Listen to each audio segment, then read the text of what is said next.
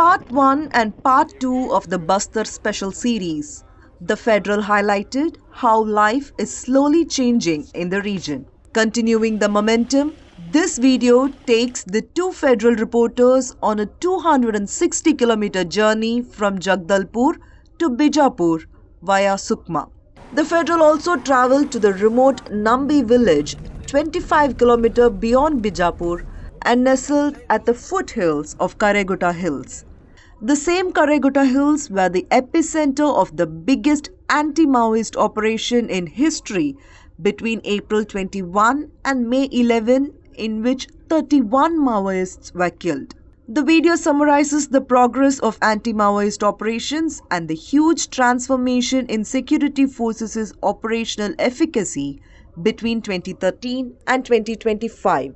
May 25, 2013, a date etched in the minds and hearts of the ones in Darbha. A Naxal ambush resulted in 27 deaths, including top Indian National Congress leaders. What transpired from Jeeram Ghati was by far the biggest Maoist violence in the movement's entire history. We are right now at this memorial called Jhiram Ghati Memorial, which has been erected in the memory of about 27 people who were killed in the 2013 Jhiram Ghati Naxal ambush.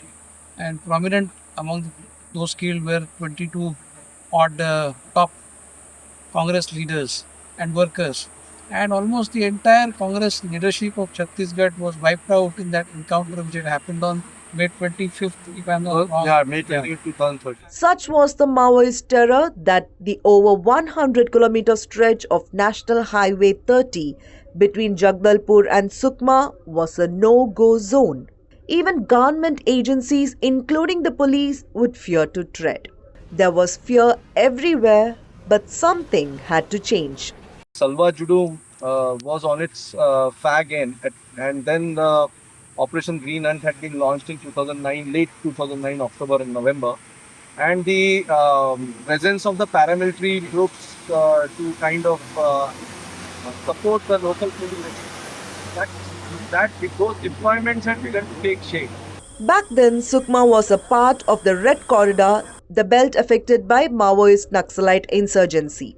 The attack was a massive jolt to the Congress leaders, who also lost leaders like Mahendra Karma and Nand Kumar Patel. I was in Nagpur and I got the first intimation at around 6:37 p.m. and then I immediately left and I rushed here.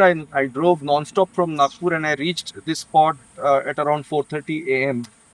When Nand Kumar Patel's son's body was just recovered from. I mean, he was taken neutralized or killed inside the forest, and his body was recovered. Congress leader Mahendra Karma, also a state minister back then, was the primary target, largely due to his involvement in Salwa Judum, a counter-insurgency movement. So their principal attack was main target was Mahendra Karma, but targeting an entire convoy.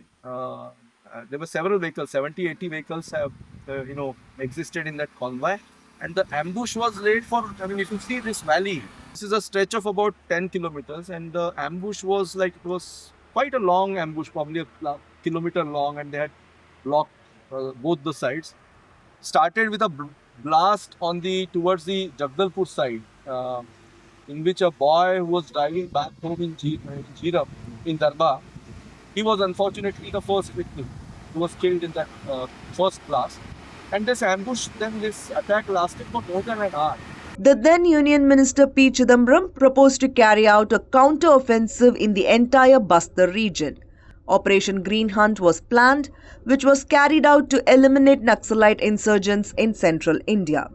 Was that a turning point or a mistake? There was a press release issued by the CPI Maoists after the Jhiram Ghati. But as far as I recollect, there was no clear explanation of why the Congress leadership was under attack. One of the reasons at that point of time that they gave was that they were against the Operation Green Hunt because it was unleashed by by the then UPA government, where Mr. P. Chidambaram was the Home Minister. So there was anger against the Green Hunt operations, concerted operations, and they wanted to push back. Maybe the 2013 ambush was a watershed moment that shifted public perception. Even the strongest Maoist sympathizers began distancing themselves. Several decided to leave the group and start afresh. Many have surrendered, others are living in constant fear.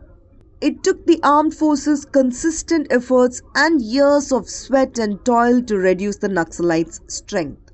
In May 2025, the Karregutta Hills anti-Maoist operation proved that things have changed. A 21-day operation conducted by security forces on the Chhattisgarh-Telangana border resulted in the deaths of 31 Maoists, including 16 women. The security forces have not only sanitized the Jagdalpur-Sukma stretch of Maoists, but have also ventured deep beyond Bijapur into the heart of Abujmad, the fabled headquarters of the Communist Party of India Maoist.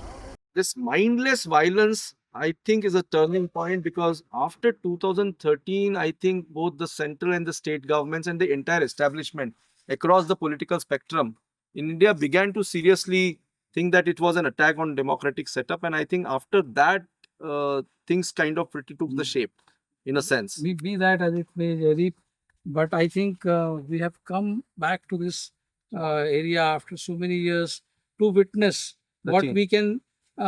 we can definitely surmise as a probable near end to the armed resistance of the Maoist.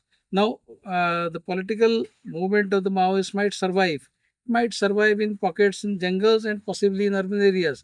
But the armed resistance and the insurgency seems to be at its fag end. We never know. They can always reinvent their ways to fight an armed war. We don't know. I mean, that can always happen. But for now, it seems that the armed resistance has been nonplussed, at least for now. So maybe this is some kind of a poetic justice being delivered to the Maoists in exchange for what happened at Jhiram Ghati on that day in 2013. True. Thank you.